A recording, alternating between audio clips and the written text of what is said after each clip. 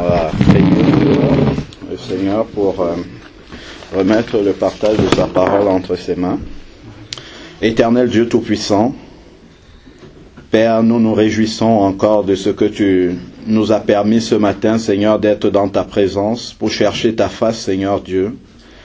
Merci, Seigneur, pour tous les mots que le Saint-Esprit a mis dans notre bouche, Seigneur Dieu, pour pouvoir t'adresser ces prières, Seigneur Dieu. Mais nous voulons encore être reconnaissants, Seigneur, parce que tu es présent dans nos vies, parce que c'est toi, Seigneur, qui nous conduit, Seigneur, dans ce que nous faisons, Seigneur. Tout ce que nous voulons faire, Seigneur, c'est pour te plaire. Et nous avons besoin, Seigneur, que tu nous enseignes encore, Seigneur, comment te faire plaisir, Seigneur. Comment marcher véritablement dans tes voies, Seigneur, d'une manière qui te glorifie, Seigneur Dieu Tout-Puissant. Père, viens encore, transforme, Seigneur, notre manière de faire. Transforme-nous, Seigneur, de jour en jour, pour que nous puissions toujours nous avancer plus près, Seigneur, de la stature parfaite de Jésus, Seigneur. Nous savons que cela est ton souhait, Seigneur. Cela est ton but, Seigneur, avec nous. Lorsque tu nous sauves, Seigneur Dieu, tout le restant de notre vie, Seigneur, tu nous moules comme le potier, Seigneur Dieu, afin que nous soyons semblables à ton Fils Jésus. Seigneur Père, viens encore au travers de cette parole, Seigneur Dieu Tout-Puissant. Ô Père éternel, nous apporter, Seigneur, la vie, Seigneur, parce que tu nous as dit que tes paroles sont esprit et vie, Seigneur Dieu. Nous avons besoin, Seigneur, d'être revivifiés, Seigneur, par ta parole, Seigneur Dieu Tout-Puissant. Merci encore, viens, Seigneur, et répands ton esprit au milieu de nous, au nom de Jésus-Christ. Amen.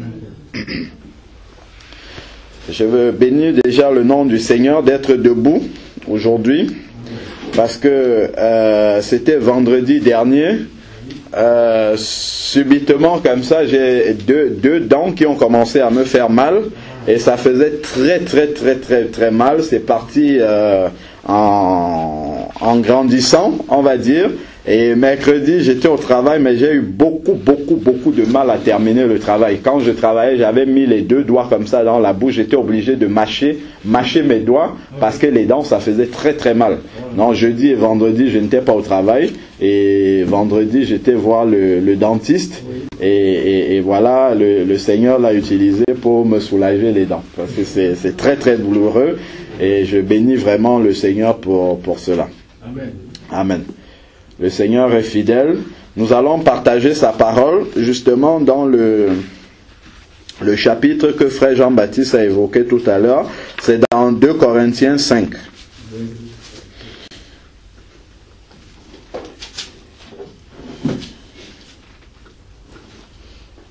« 2 Corinthiens 5.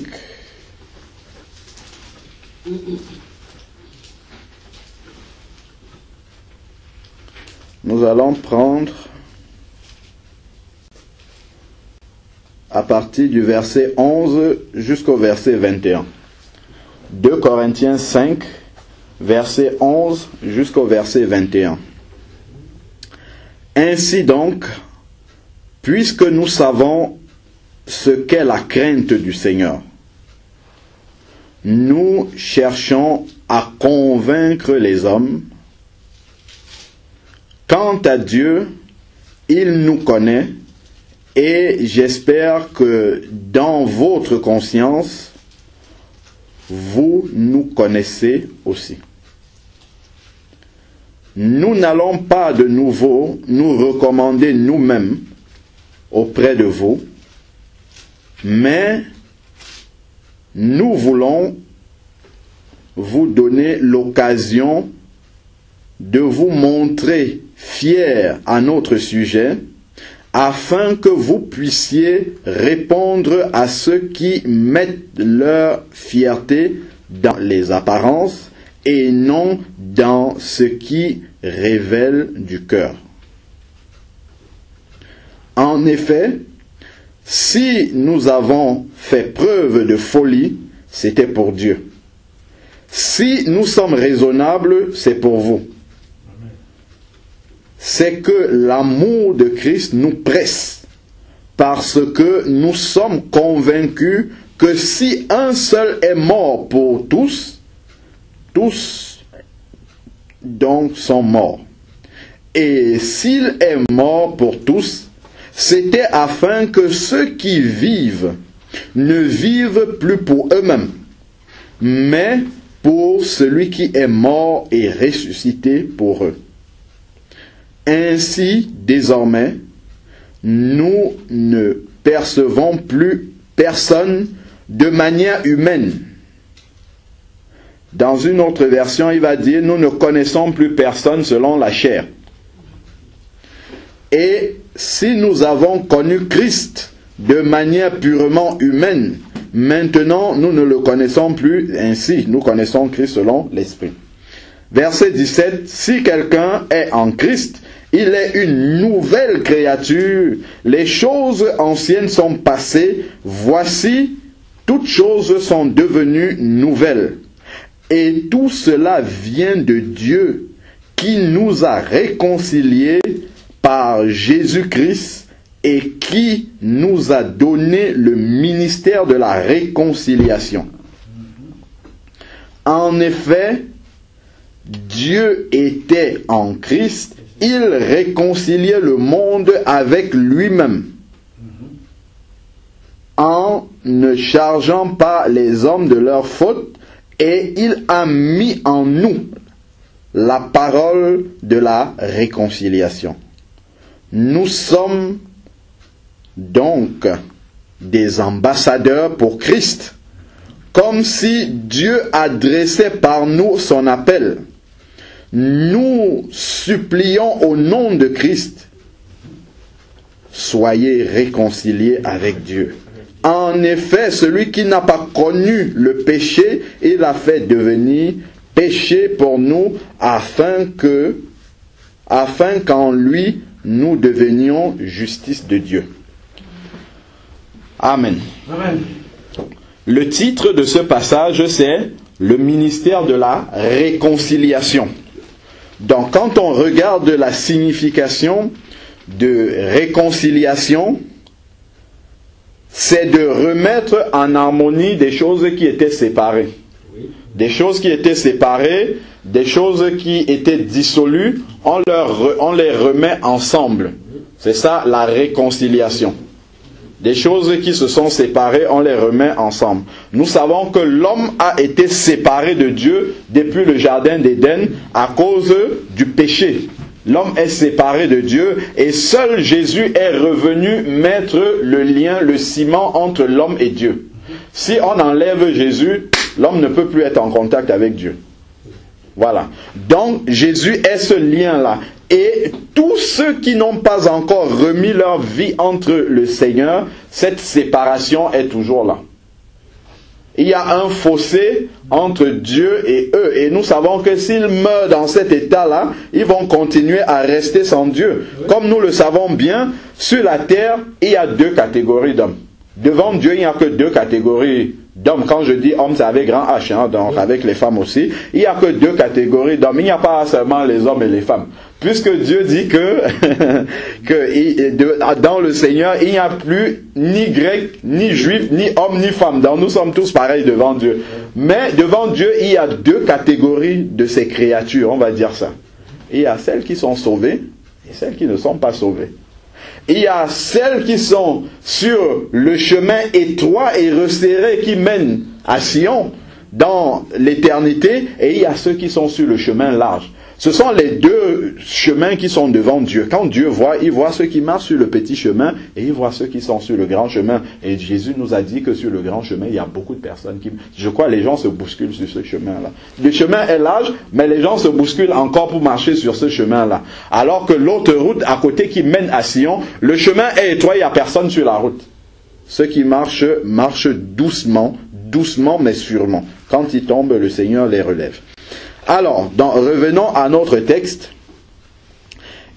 Verset 11, 2 Corinthiens 5, 11.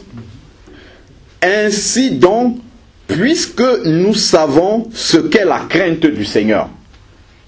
Il commence par « puisque nous savons ». Donc, c'est une analyse qui le conduit. Quand il dit « puisque », c'est une conclusion d'une réflexion, d'une méditation, d'une relation personnelle avec le Seigneur qui le conduit à tirer cette conclusion-là.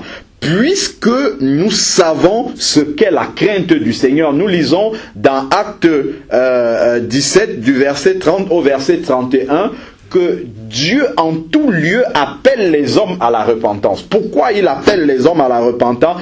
Parce qu'il a prévu un jour pour le jugement. Dieu est tellement amour qu'il ne va pas juger les hommes sans leur avoir prévenu avant qu'il y aura ce jugement-là. Et donc, lorsque nous avons cette crainte de Dieu, nous savons que Dieu est amour, mais Dieu est aussi un Dieu saint qui ne laissera pas entrer dans sa présence, dans le ciel, des personnes qui ne sont pas sanctifiées, des personnes qui n'ont pas été lavées par le sang de Jésus. Nous savons que le ciel est purement saint et rien de souillé ne peut entrer dans la présence de Dieu. Or, la terre a tellement été souillée depuis le premier péché d'Adam et Ève que tous les hommes qui sont sur la terre sont souillés à partir du moment où ils ne sont pas lavés par le sang de Jésus. Et puisque nous savons que c'est pas parce que Dieu est amour qu'il va passer l'éponge sur les péchés des hommes, il a dit le salaire du péché c'est la mort, mais le don gratuit de Dieu, voilà, c'est Jésus qui a été donné comme rançon dans la crainte du Seigneur, parce que nous savons que Dieu est intègre avec sa parole. Il a dit que les rebelles n'hériteront pas du royaume des cieux. Or, le monde est rempli de rebelles. Lorsque nous savons que Dieu l'a dit, c'est ce qu'il va faire. À partir du moment où on a compris que c'est ce que Dieu va faire, parce qu'il ne peut pas changer sa parole, cette crainte de Dieu-là, qui est dans notre cœur, nous allons chercher à convaincre les hommes pour qu'ils soient réconciliés avec Dieu. Qu'ils sachent que le jugement que Dieu a prévu va quand même arriver. Et pour cela, Dieu a donné son Fils. Il a donné une solution à l'homme pour que l'homme ne vienne pas en jugement devant lui. Il a donné une solution. Et cette solution-là, c'est Jésus. Donc c'est cet amour du Seigneur-là qui va nous pousser à aller vers les hommes. Quand normalement, quand on est né de nouveau, né de Dieu, quand on est au contact d'une personne comme ça, peu importe ce qu'on traite avec cette personne-là, dans notre tête, c'est déjà en train de tourner. Nous voyons en lui un citoyen de l'enfer. Et il faudrait que nous lui disions qu'il ne faut pas qu'il aille là-bas. C'est ça, mais la Bible nous dit, c'est dans 1 Jean 5 au verset 19, que le monde est sous la domination du malin. Donc, et le malin, nous voyons dans Apocalypse 20 qu'il est condamné à aller en enfer. Et tout le travail du malin, c'est de ramener en enfer avec lui le maximum de personnes. Or, comme c'est lui qui a le pouvoir là, dans le monde, seulement sur ceux qui ne sont pas en Jésus, il veut amener tout cela avec lui. C'est pour ça que même les chrétiens qui ne sont pas vigilants, il nous fait oublier que nous sommes avec des gens. Mais en réalité, si Dieu arrive là, à l'instant même, on va voir la séparation qu'il y a entre eux et nous. Vous voyez, le riche et Lazare, dans Luc 16. Lazare était au pied du riche. Il mangeait ce qui tombait de sa table. Tous les deux étaient là comme ça, mais ils ne réalisaient pas qu'il y avait une vérité spirituelle très importante entre les deux, déjà quand ils étaient en train de vivre. Cette réalité-là était là. C'est qu'entre les deux, il y avait un fossé profond. Lazare, même malgré sa souffrance physique, je crois que Paul le dit plus haut, toujours dans 2 Corinthiens 16, même si ici la tente que nous avons, le corps dans lequel nous habitons sur la terre, même s'il se détruit, nous savons que dans les cieux, nous avons une demeure qui nous attend, une demeure éternelle. Et Lazare, même comme il souffrait là sur la terre, il avait des ulcères que même les chiens venaient lécher, dans le ciel, il avait déjà une demeure qui l'attendait là-bas. Et il a suffi juste que la mort intervienne pour que la condition des deux soit révélée directement. L'un au paradis avec Abraham, l'autre en enfer, et un grand fossé entre les deux. Mais de la même manière, nous marchons sur la terre. Nous pouvons même être avec notre femme, même sur le même lit, mais entre nous deux, il y a un large fossé, même si nous sommes collés comme ça. C'est comme la même chose au travail. Nous sommes avec les collègues, nous partageons tout, peut-être nous mangeons avec eux à midi, peut-être nous travaillons sur les mêmes choses, peut-être nous travaillons avec eux sur les mêmes outils, la main dans la main, mais entre eux et nous, il y a un abîme tellement profond qu'aucun homme ne peut le traverser. Il suffit juste que la mort arrive. Là, entre vous deux, vous allez voir cette séparation-là. Mais le diable ne veut pas que nous ayons la conscience de ce fossé-là. C'est pour ça que souvent, nous avons peur de parler du Seigneur aux gens. Nous retenons pour dire aux gens qu'ils sont perdus, attention, le jugement va arriver, ainsi de suite. Mais la plus grande preuve d'amour qu'on peut manifester à quelqu'un, même s'il n'aime pas, même s'il n'est pas content, c'est de lui dire cette vérité-là. C'est de lui dire que s'il ne met pas sa vie en règle devant Dieu, il n'ira pas dans la présence de Dieu. Le pèlerinage sur la terre est tellement éphémère. Nous savons que les hommes sont appelés à vivre au maximum 80 ans. Ceux qui débordent 80 ans, c'est seulement la grâce de Dieu. Mais 80 ans, c'est quoi comparé à l'éternité dans les flammes de feu en enfer? Il faut le dire aux gens, même s'ils ne veulent pas entendre. Il faut leur dire que le jour du jugement viendra. La Bible nous dit que le jugement commence dans la maison de Dieu. Même dans la maison de Dieu, il y en a qui ne sont pas sauvés encore. Et il faut le leur dire. Il faut qu'ils le sachent parce que la religion n'a jamais sauvé personne. Alors, donc, c'est cet amour de Dieu-là. C'est cette crainte de Dieu parce que Dieu est intègre avec sa parole qui doit nous pousser à aller devant les gens pour leur dire que Dieu est bon. J'écoutais encore cette semaine, vous voyez... lorsque Dieu est apparu à Noé et qu'il a demandé à Noé de construire l'arche, Noé a obéi à la voix du Seigneur. Il était dans un désert où jamais on avait vu de l'eau dans le désert, mais il obéissait, il construisait l'arche et les gens se déplaçaient de loin pour venir voir le fou qui était dans le désert qui construisait l'arche. On disait, mais Noé, tu as perdu la tête, qu'est-ce qui t'arrive? Comment ça dans le désert? Noé disait, la pluie va venir. On dit, mais toi, tu as perdu la tête. Comment ça, la pluie va venir dans le désert? Jamais on a vu ça. Et la Bible dit que lorsque Noé est entré dans l'arche, cette arche-là, pour nous, nous savons que c'est Jésus. L'arche qui préserve de la pluie de jugement qui va venir sur la terre, c'est Jésus, c'est le sang de Jésus. Donc, et lorsque Noé, sa femme, ses enfants et ses belles-filles sont entrés dans l'arche, la Bible dit que c'est Dieu qui a fermé la porte. Ce n'est pas Noé qui a fermé la porte, c'est Dieu même qui a fermé la porte. Oui. Donc la porte de la grâce que nous prêchons aux gens aujourd'hui, à un moment donné, Dieu va fermer cette porte-là. Paul nous le dit bien que la grâce de Dieu est encore disponible jusqu'à ce que le dernier des païens soit entré, après quoi la porte sera fermée. Donc il y aura une fin pour la grâce là et les gens doivent comprendre, nous devons amener les gens à comprendre que la grâce aura une fin. Dieu a de la longanimité, mais à un moment donné, tout ça, ça sera terminé. Donc c'est lorsqu'on entend la voix du Seigneur qu'il faut se convertir. Même dans l'église, on prêche, les gens entendent, ils entendent. Certains comprennent, d'autres font comme s'ils n'ont pas compris. Un jour, Dieu endurcit le cœur et c'est fini. Oui. Même si tu veux te convertir après, tu n'auras plus cette grâce-là.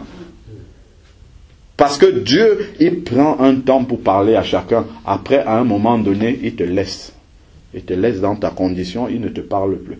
C'est comme ça que le Saint-Esprit se retire, parce qu'il y a beaucoup d'autres âmes auxquelles le Seigneur veut parler. Alors, quant à Dieu, il nous connaît. Et j'espère que dans votre conscience, vous nous connaissez aussi. Donc la question qu'on doit se poser, est-ce que Dieu me connaît personnellement? Est-ce que j'ai eu cette rencontre personnelle-là avec Dieu, ce qu'on appelle la nouvelle naissance, la conversion au Seigneur? Il faut que Dieu nous connaisse personnellement. Il ne faudrait pas que pour aller à Dieu, qu'on passe par quelqu'un.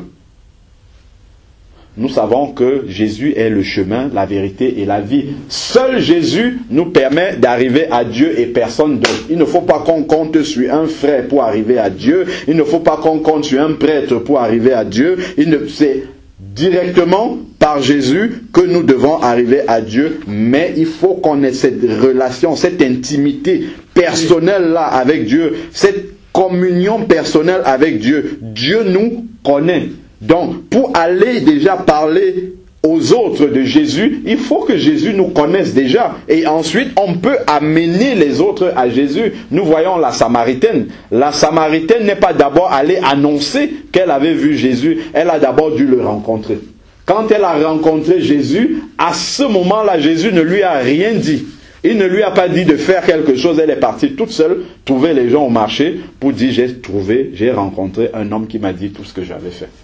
Et ces gens-là sont venus à Jésus. Et c'est ce que le Seigneur nous demande. Elle a amené les gens à Jésus. Le Seigneur ne nous demande pas d'amener les gens à l'église. Il nous demande d'amener les gens à Jésus. Et c'est le Saint-Esprit, comme nous dit Acte 2, qui rajoutait chaque jour dans l'église ceux qui étaient sauvés. Donc nous amenons les âmes à Jésus et Jésus fait le reste du travail. Mais il faut que Jésus nous connaisse personnellement. Alors, verset 12. Nous n'allons pas de nouveau nous recommander nous-mêmes auprès de vous, mais nous voulons vous donner l'occasion de vous montrer fiers à notre sujet, afin que vous puissiez répondre à ceux qui mettent leur fierté dans les apparences et non dans ce qui relève du cœur. Alors, Paul était allé prêcher aux Corinthiens. Après lui, il y a de faux apôtres qui sont venus, qui prêchaient d'autres doctrines et qui venaient eux-mêmes se présenter et disaient « Nous sommes de grands apôtres, ainsi de suite. Nous sommes plus que Paul. Paul, c'est rien du tout. » Et Paul écrit aux Corinthiens, nous n'avons pas besoin de nous poser. Jésus, normalement, quand Dieu t'envoie pour faire un travail, c'est Dieu qui fait ta publicité, ce n'est pas toi qui fais la publicité. C'est Dieu qui témoigne que celui-là, c'est quelqu'un que j'ai envoyé. Et cela, les hommes peuvent le voir directement, on n'a pas besoin de le dire.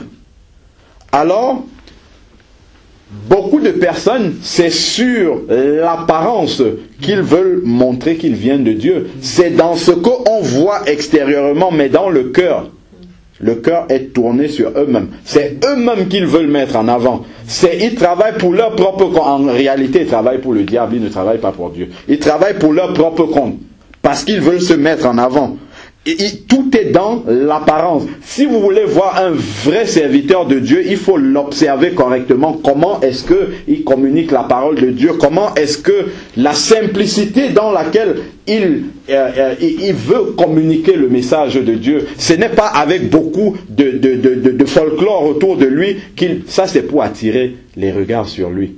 Quand le serviteur, beaucoup bien habillé, tout, bon, c'est bien d'être bien habillé, mais il y en a qui en font trop, et là, on voit que c'est sur eux qu'ils veulent que les projecteurs soient et non sur Jésus. Nous savons que le Saint-Esprit a dit, au travers de la parole de Dieu, c'est dans Jean 16 que Jésus a dit, le consolateur viendra et il ne parlera pas de lui-même. Il prendra ce qui est à moi et il vous le montrera. Donc, le Saint-Esprit, le Saint-Esprit qui est la troisième personne, qui est Dieu manifesté, ne veut pas attirer les projecteurs sur lui-même. Il veut révéler qui est Jésus. De la même manière, Jésus ne voulait pas attirer les projecteurs sur lui-même, il voulait révéler qui est le Père. Amen. Jésus voulait révéler le Père, le Saint-Esprit veut révéler Jésus. Donc, les projecteurs ne sont pas sur lui-même. Et là, lorsque vous voyez l'humilité, c'est dans l'humilité qu'on voit les véritables serviteurs de Dieu. Parce que Jésus lui-même, c'était un modèle d'humilité. On peut le voir dans Philippiens 2, qu'il a laissé son royaume céleste pour venir mourir jusqu'à la mort de la croix. Ça, c'est la plus grande des humilités que l'on puisse observer. Parce que nous savons que ceux qui étaient crucifiés à la croix, ce n'était pas n'importe quel voleur qu'on crucifiait, c'était les pires dont la société n'avait plus. On peut appeler ça entre guillemets les déchets de la société. C'est-à-dire que non seulement ils étaient crucifiés, mais ils n'avaient même pas le mérite d'être crucifiés dans la ville. On allait les crucifier en dehors de la ville, à la porte de la ville. C'est-à-dire qu'ils ne méritaient même pas de mourir à l'intérieur de la ville. C'était la pire des humiliations qu'on puisse infliger à quelqu'un. Et nous savons que Dieu est descendu, manifesté en chair pour subir cela. Une grande preuve d'humilité. Et encore dans Jean 13, on voit Jésus en train de laver les pieds de ses serviteurs. C'est là qu'on voit véritablement le serviteur de Dieu, pas dans les apparences. Il va bien dire que celui qui veut être grand, c'est celui qui sert les autres. C'est celui qui est petit au milieu des hommes qui est grand devant Dieu. C'est là qu'on voit vraiment, c'est pas dans les apparences. On va arrêter à 9h, c'est ça, hein? Oui. Non, dans 5 minutes. Alors, on va encore voir le verset 13. En effet, si nous avons fait preuve de folie, c'était pour Dieu. Si nous sommes raisonnables, c'est pour vous. Donc ça, c'est par rapport à cet antécédent qu'il y avait déjà entre les Corinthiens, Paul, et puis ces faux apôtres-là. Alors, verset 14. C'est que l'amour de Christ nous presse, parce que nous sommes convaincus que si un seul est mort pour tous, tous sont donc morts. Donc c'est l'amour de Dieu. Lorsqu'on a véritablement expérimenté l'amour de Jésus, et là c'est au moment de la conversion, parce que souvent, les gens réalisent effectivement que l'amour de Dieu a été grand dans leur vie parce que Dieu leur a donné une maison, il leur a donné un enfant, il leur a donné, dans les biens matériels, effectivement, même un païen peut voir la main de Dieu. Oui. Dieu bénit aussi les païens. Oui. Beaucoup de païens même sont... Je crois que les païens, souvent, matériellement, sont même plus bénis que les chrétiens. Mais par contre, la bénédiction spirituelle, ça c'est pour les chrétiens. Jamais vous n'allez voir un païen béni spirituellement. Et c'est ça qui montre ceux qui marchent vraiment avec Dieu. C'est la bénédiction spirituelle. C'est pas dans le matériel. Et donc, lorsque nous avons expérimenté cette bénédiction, cette proximité-là avec le Seigneur, cette bonne nouvelle-là, lorsque nous y avons goûté, nous ne pouvons pas la garder pour nous-mêmes. C'est comme ça qu'on teste si une nouvelle est bonne pour nous. Imaginez, vous avez passé, par exemple, le permis de conduire. Un examen, vous avez cherché longtemps. Dieu vous donne le permis de conduire et vous rentrez chez vous. Vous n'annoncez à personne. Est-ce que c'est vraiment une bonne nouvelle? Ça m'étonnerait. Un enfant qui passe le bac, à la minute même qui suit, toute la terre est au courant, toute sa famille, tout le monde est au courant. C'est la preuve que c'est une bonne nouvelle. C'est pas la propagation rapide de la bonne nouvelle qu'on voit vraiment que la nouvelle est bonne pour la personne. Imaginez-vous maintenant que à Auchan là-bas, on commence à dire tout à 1 euro à Auchan. Tout ce qu'il y a dans Auchan, ça coûte 1 euro. Vous pensez que même nous qui sommes en train de prier ici, ça ne va pas venir nous trouver? Je suis sûr que d'ici 5 minutes, à partir du moment, il y a le téléphone d'au moins une personne qui va sonner ici. Quelqu'un qui est déjà passé là-bas ou à qui on a téléphoné. Vous savez qu'à Auchan, tout à 1 euro, maintenant, courez, venez, la nouvelle va venir nous trouver ici. C'est la preuve que c'est une bonne nouvelle. C'est comme ça qu'on voit si une nouvelle est bonne, c'est la manière dont elle se propage. Donc nous pouvons rester enfermés dans nos 4 murs et dire que nous avons la bonne nouvelle. C'est pas la bonne nouvelle. La bonne nouvelle, c'est quand nous courons partout où nous sommes, l'annoncer à nos familles, à nos collègues. J'ai vu, la femme est allée dire, j'ai vu un homme qui m'a dit tout ce que j'ai fait. La femme n'est pas rentrée chez elle, elle a abandonné son seau d'eau qu'elle était venue puiser. Elle était venue pour l'eau à la base. Ça veut dire qu'elle avait besoin de cette eau-là. Mais quand elle a rencontré Jésus, même l'eau là, ce n'était plus important pour elle. Elle a couru au marché pour aller dire aux gens, j'ai rencontré un homme qui m'a dit tout ce que j'avais fait. Et il y a même quelque chose encore de plus profond dans ce passage la rencontre entre Jésus et la Samaritaine, c'est que lorsque la Samaritaine vient puiser de l'eau, elle vient, je crois que le texte dans Jean 4 nous précise que c'était à 1 heure chaude de la journée, peut-être à midi comme ça, il y avait beaucoup de soleil, et elle était toute seule au puits. Je ne sais pas si vous avez remarqué, elle était toute seule là-bas. Peut-être la femme avait peur de venir, ou avait honte de venir quand il y avait beaucoup de monde au puits, parce qu'elle était une femme de mauvaise vie. Elle avait eu Saint-Marie, et nous savons que c'est pas un bon témoignage dans la société. Donc peut-être elle venait à ces heures-là pour ne pas rencontrer des gens, parce que son témoignage était mauvais, tout le monde devait l'indexer. Ça, c'est une mauvaise personne. Donc elle venait en se cachant.